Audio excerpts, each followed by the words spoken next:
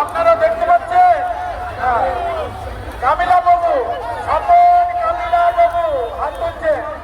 উনি ভগবানের সেবার জন্য 10,000 টাকা দিয়েছেন।